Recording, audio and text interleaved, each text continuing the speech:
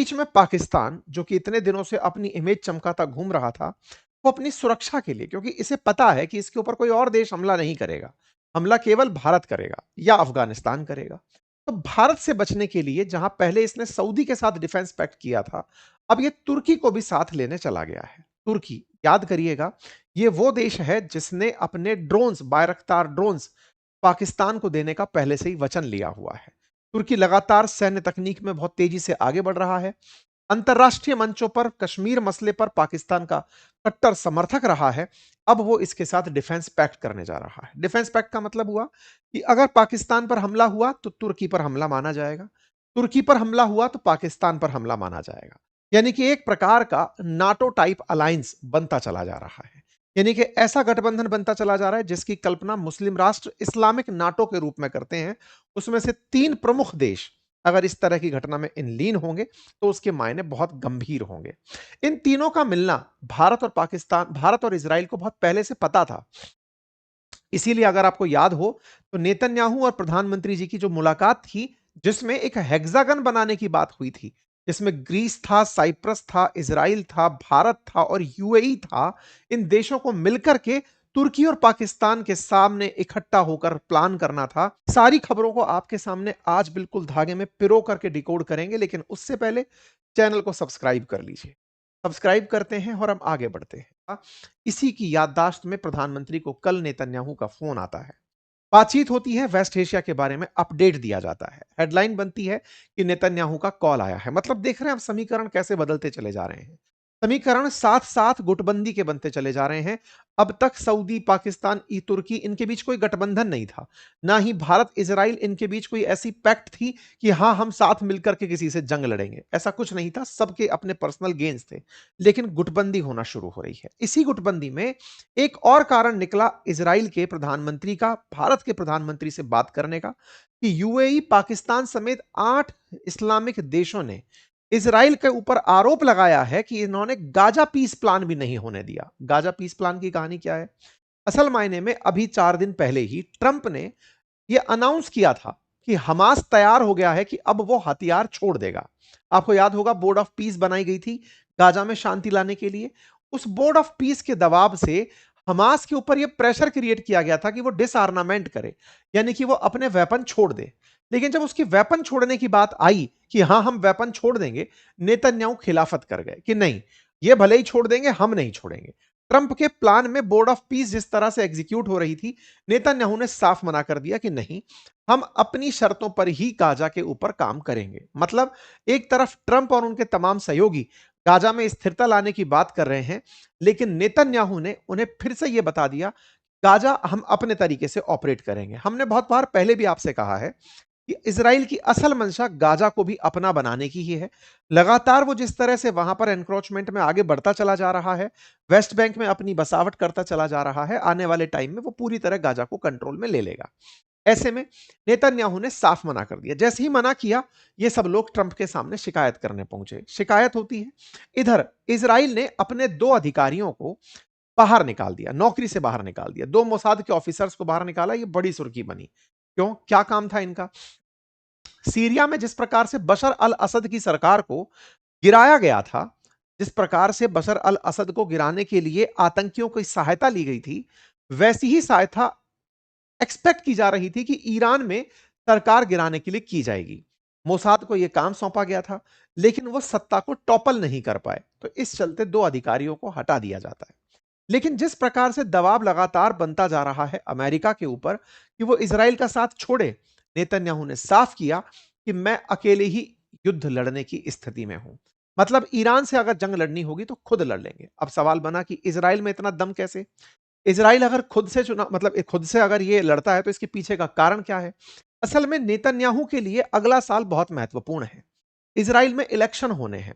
अगर नेतन्याहू हारे हुए दिख गए, असल में हुआ यह था कि जब अमेरिका और ईरान ने आपस में यह डील की थी कि अब वो जंग नहीं लड़ेंगे, 60 दिन की शांति की बात की गई थी, तब नेतन्याहू को सबसे बड़ा सेटबैक हुआ था, क्योंकि इस डील में इजराइल को इन्वॉल्व नहीं किया गया था।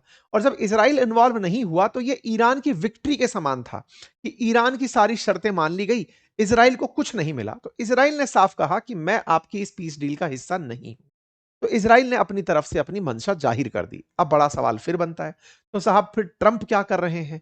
इजराइल को तो खास नफरत ईरान से है, समझ में आता है, तो इसके बाद अमेरिका क्या कर रहा है? इजराइल अगर हल्का सा भी विरोधी होता है, तुरंत अमेरिका उसे संभालने आता है। अमेरिका ने तत्काल प्रभाव से ईरान से कहा कि तुम्हें युद्ध रोकना होगा, अदरवाइज हम तुम्हारा हाल वेनेजुएला सा भी बुरा कर देंगे। इसके बदले में ईरान का जवाब आया कि चाह तो आप यही रहे थे कि आप हमारा वेनेजुएला बना दें। वेनेजुएला से मतलब है कि बस गई सेना जाकर के सत्ता परिवर्तित की और चले आए, पर बोले आप गलत हो गए हमारे केस में। वेनेजुएला में भले ही आप मादुरो को उठाकर ले आए हों और गायब करके रख दिए हों, मादुरो के पास कोई भी लोकल जन समर्थन नहीं था, लेकिन वहीं ईरान में प्रॉपर पब्लिक सपोर्ट ईरान की सत्ता के साथ है। ट्रंप आपने समझने में गलती करी ईरान के मामले में, इसीलिए बकायदा इस बात को दहाड़ दहाड़ करके अब ईरान बोल रहा है कि आप लोग कह रहे थे, सोच रहे थे कि हमारा एक दिन में सत्ता बदल दोगे, लेकिन आप इतने दिन से लगे हुए हैं, आप हमारा कुछ नहीं बिगाड़ पाए।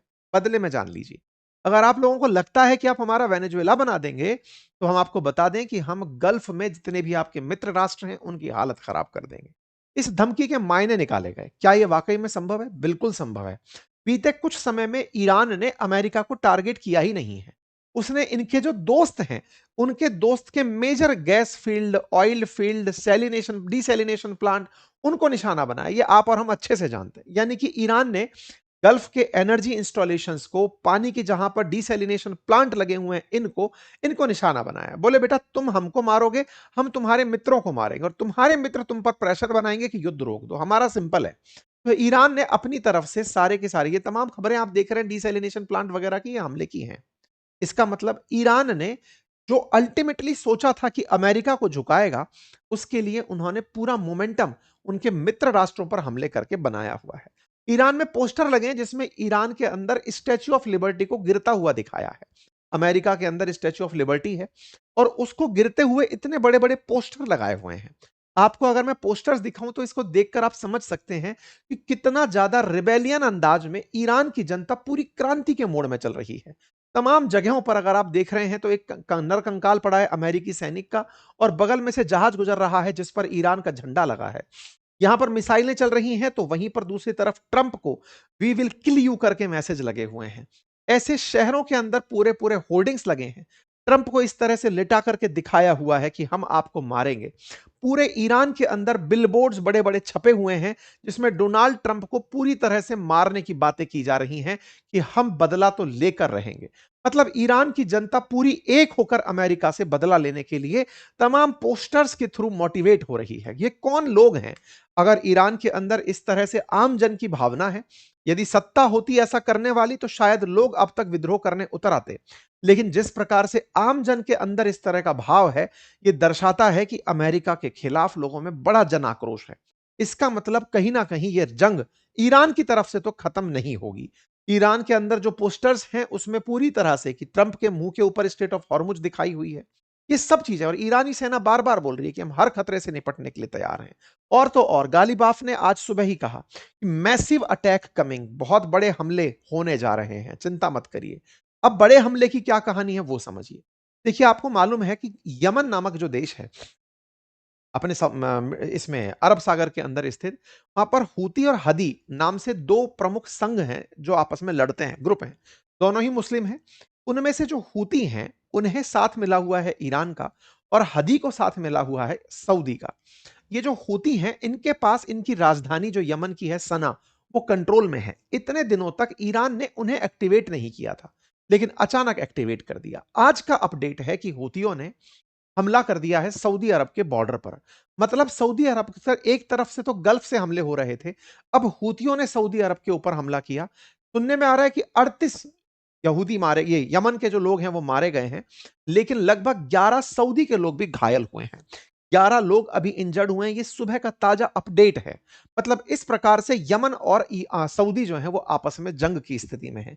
ये रहा यमन, और सऊदी बॉर्डर साझा करता है। ईरान वालों ने इन्हें एक्टिवेट कर दिया कि यहां पर जो हुती हैं वो सऊदी पर हमला करें। अब देखो, सऊदी चारों तरफ से घिरा पड़ा है। इधर की तरफ पर्शियन गल्फ से हमला हो रहा है, इधर की तरफ रेड सी से होकर के ये अपना तेल बाब अल मंडल से होकर के भारत जैसे, चाइना जैसे देशों को बेचता था। इस बाबल मंडल पर हूतियों ने हमला करना शुरू कर दिया है। ट्रांजिट रुक गया है। ट्रांजिट रुक गया है, सऊदी की हालत खराब है। गल्फ का शिपिंग ट्रैफिक पूरी तरह से गायब हो गया है। आप देखिए, जहां तनाव से पहले यहां हर रोज 150 जहाज गुजरते थे, हॉर्मुज से वहां 4 जहाज गुजर रहे हैं। और जहां 40 जहाज गुजरते थे, इस बाब मंडल नामक स्ट्रेट से वहां से 1 जहाज गुजर रहा है। यह केवल और केवल भारत के लिए ही नहीं, दुनिया भर के देशों के लिए संकट की स्थिति है। अगर दो मेजर स्टेट्स को इस तरह से कंट्रोल कर लिया गया, तो आप समझिए कि ईरान कैसे कैसे वर्ल्ड पूरी इकोनॉमी को हिला रहा है।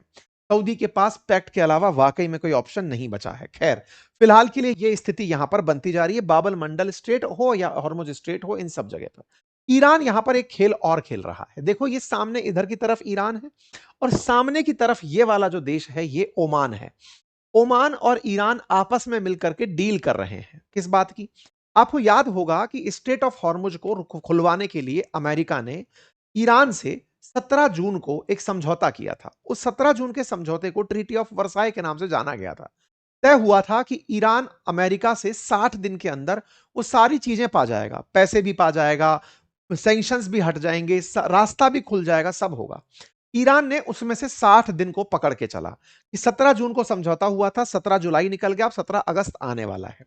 ईरान ने एक ऑप्शन क्रिएट किया है। क्या ऑप्शन है? ऑप्शन यह है कि आने वाले टाइम में, मतलब ये वाला जो रास्ता आप देख रहे हैं, बोले आने वाले टाइम में यहां से यहां तक जो भी जहाज निकलेंगे, उस पर हम दोनों मिलकर टोल लेंगे। इस बात के लिए इनके बीच में समझौता हो रहा है। ईरान और ओमान इस बात को लेकर के चर्चा में है कि अगर 10% लिया तो 7% हम लेंगे और 3% तुम्हें भी देंगे, क्योंकि बॉर्डर तुम्हारे पास भी है। मतलब स्ट्रेट ऑफ हॉर्मुज पर तो टोल लग कर रहेगा। अमेरिका फिर चाहे कितना भी एफर्ट डाल ले, ईरान ने कहा है कि जहाजों को निकलना है, पैसे दो और निकल जाओ, अदरवाइज हम कोई और अंडरस्टैंडिंग के लिए तैयार है ही नहीं। अमेरिका चाहे जितना भी कुछ कर ले, लेकिन उसका कोई महत्व नहीं निकलेगा। अब सवाल यह है कि क्या अमेरिका ऐसा होने देगा? अमेरिका की मजबूरी बताता हूं। अभी क्या हुआ कि अमेरिका इस जंग में जब आया, तो उसे लगा कि उसे इजराइल को बचाना है, बाकी तो लोग बच ही जाएंगे। लेकिन जीसीसी कंट्रीज, फिर चाहे यूएई, कतर, बहरीन, ओमान, ये जितने भी देश हैं, इसके सहयोगी देश हैं, उन सब पर ईरान के हमले होने लगे। ईरान के हमले होने लगे तो इनकी सुरक्षा करना, जो अमेरिका के इतने दिनों से साथ थे, वो अमेरिका की जिम्मेदारी बन गया। तो अमेरिका के पास मिसाइलों से बचने के दो ही तरीके हैं। एक थार्ड सिस्टम है और एक पैट्रियट मिसाइल सिस्टम है। ये दो बड़े सिस्टम है जो आती हुई मिसाइल को इंटरसेप्ट करते हैं। ईरान ने क्या किया कि सस्ता वॉर सिस्टम बनाया था। उसने ड्रोन्स बनाए थे भर भर के, दुनिया को वो पहले ही दिखाता था कि हमने सस्ते ड्रोन बना लिए हैं, तुम्हारी भले ही मिसाइल मारने के लिए थार्ड सिस्टम लगाओ, कुछ भी लगाओ, हमारे उड़ते हुए बम हैं, जाकर के वो गिरेंगे, शहीद ड्रोन कहलाएंगे।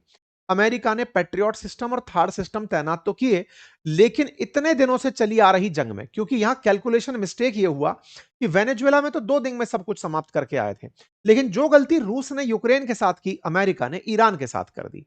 और ऐसे में इजराइल को बचाने के लिए अलग वेपन देना है, अपने सारे बेसिस को बचाने के लिए अलग वेपन रखना है, और इन देशों की सुरक्षा के लिए आपको अलग वेपन रखना है। तो ऐसे में इतने सारे वेपन्स इनके एक साथ खर्च होने लगे कि हेडलाइन बनी एक दिन पहले ही कि 80% जो इंटरसेप्टर मिसाइल्स है ना अमेरिका की, वो खत्म हो चुकी हैं। ये अमेरिकी न्यूज चैनल के अंदर खबर छपी। ट्रंप इस बात से बौखला गए कि किसी को बताने की क्या जरूरत है कि हमारे पास वेपन खत्म हो रहे हैं। ट्रंप ने एक मैसेज किया और कहा कि साहब, हमारे पास में लगातार मिसाइलें बन रही हैं और हम युद्ध की तैयारी में हैं, लेकिन जिसने भी ये जानकारी लीक की है, उसे बहुत बड़ी जेल की सजा मिलेगी। मतलब इतना सच है कि कहीं ना कहीं अमेरिका में मिसाइल संकट उत्पन्न हो गया है। वो इतने दिन से जंग में है, तो उसके पास इंटरसेप्टर मिसाइल है। हालांकि वो अपने सहयोगी देशों से उसे जल्दी से बनवा लेगा, लेकिन यह बात बाहर आना कि ईरान से जंग करते करते अमेरिका के पास मिसाइलें खत्म, अब सवाल आपके दिमाग में उल्टा आएगा, तो सर ईरान के पास खत्म क्यों नहीं हुआ? क्योंकि ईरान ने अपने खूब सारे नुकसान करवाए हैं, उसने इतने सारे इंटरसेप्टर लगाए नहीं। आपने जितने भी बम टूटते देखे, कई ठिकाने फटते देखे, खुद के अपने जो कमांडर हैं उन्हीं को नहीं बचा पाए, खमने कोई नहीं बचा पाए। कोई ब्रिज टूट रहा है या कुछ टूट रहा है, तो इंटरसेप्टर का इनका था ही नहीं कि नुकसान झेल लेंगे, नुकसान झेलते चल रहे थे। बाकी जो ड्रोन बना रखे थे, उनसे सामने वाले को हमला करना, तो इन्होंने अमेरिका की सामरिक दृष्टि पर महत्वपूर्ण अटैक किए। परिणाम आपके सामने है। कुल मिलाकर गल्फ के अंदर जो हालात फिलहाल उत्पन्न हुए हैं, वो शांति की तरफ तो इशारा नहीं करते। मैं बार-बार कह रहा हूं कि जिस तरह की गुटबंदी यहां चल रही है, आप इस गुटबंदी के समीकरण को देखिए। ये सऊदी है, इस पे यमन हमला कर रहा है। ये सऊदी है, इस पर ईरान हमला कर रहा है। और अगर हालात बदलते हैं, तो आने वाले समय में इज़राइल का क्या बिहेवियर होगा नहीं पता है। इधर ईरान है, ईरान से जंग करने के लिए ये सारे देश तैयार बैठे हैं। मतलब स्थितियां लगातार बिगड़ती चली जा रही हैं और ये बिगड़ती हुई सिचुएशंस आने वाले समय में बाजार को बहुत प्रभावित करेंगी, क्योंकि अल्टीमेटली स्टेट ऑफ हॉर्मुज और बाब मंडल भारत के लिए बहुत जरूरी है। भारत का 85% ऑयल इंपोर्ट होता है, उसमें से 50% स्टेट ऑफ हॉर्मुज से होता है। अगर वो इस तरह बाधित रहेगा, तो तेल की भाव और कीमतों पर असर पड़ेंगे, ये स्वाभाविक है।